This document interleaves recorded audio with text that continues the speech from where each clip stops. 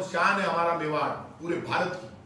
और आपकी जिम्मेदारी बनती है, आपके प्रदेश अध्यक्ष ने, आपके विपक्ष के नेता ने जो भारत गौरव और प्रातः स्मरणीय जिनका पूरी दुनिया सम्मान करती है, महाराणा प्रताप के लिए जिन शब्दों का प्रयोग किया था, वो मेवाड़ का भी अपमान था, राजस्थान का भी अपमान था, भारत का भी अपमान था।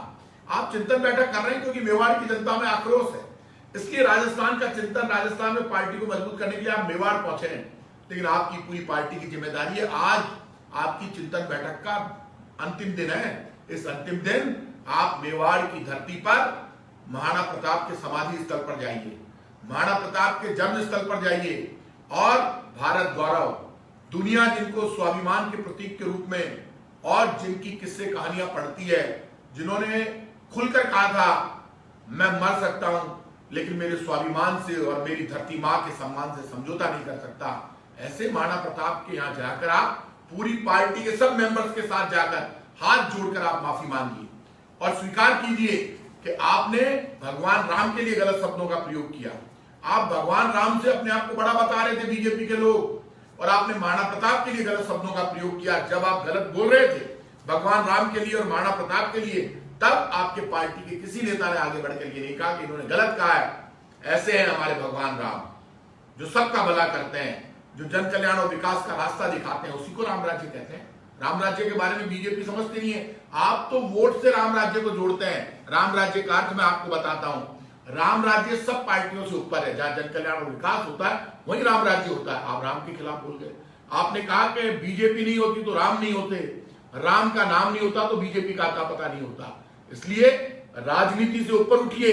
सवाल सिर्फ पार्टी का नहीं है, भारत मां का, इस धरती का, इस गौरव की धरती के मान और सम्मान के लिए आप झुकिए। झुककर जाकर मेवाड़ की धरती पर महाराणा प्रताप के लिए आप माफी मांगिए, भगवान राम के लिए माफी मांगिए। और मैं तो आज कह रहा हूं, मुझे योगी आदित्यनाथ जी पे बड़ा दुख हुआ कि आज वो भी इतिहास के विपरीत जाकर जिस तरह के कार्य कर रहे हैं वो भी ठीक नहीं है। भारतीय जनता पार्टी को इस वक्त अपना आत्म अवलोकन करना चाहिए। महापुरुषों ने जिस वक्त जो इतिहास लिख दिया गया, जिस तारीख को, उसको बदलने का भारतीय जनता पार्टी को कोई हक नहीं है। बीजेपी अब नए सिरे से इतिहास लिखना चाहती है। इतिहास कभी नए सिरे से नहीं लिखे जाते। इतिहास जिस दिन जो बन गया, जिस तारीख को, उसी दिन का इतिहास माना जाएगा। बीजेपी के लोगों, आप मेवाड़ की धरती पर चिंतन बैठक कर रहे हैं, आपकी चिंताएं कभी कम नहीं होगी। आपको भगवान राम माफ नहीं करेंगे। महाराणा प्रताप का आपने अपमान किया है, मेवाड़ की धरती और भारत की धरती और इस धरती पर रहने वाले लोग आपको माफ नहीं करेंगे।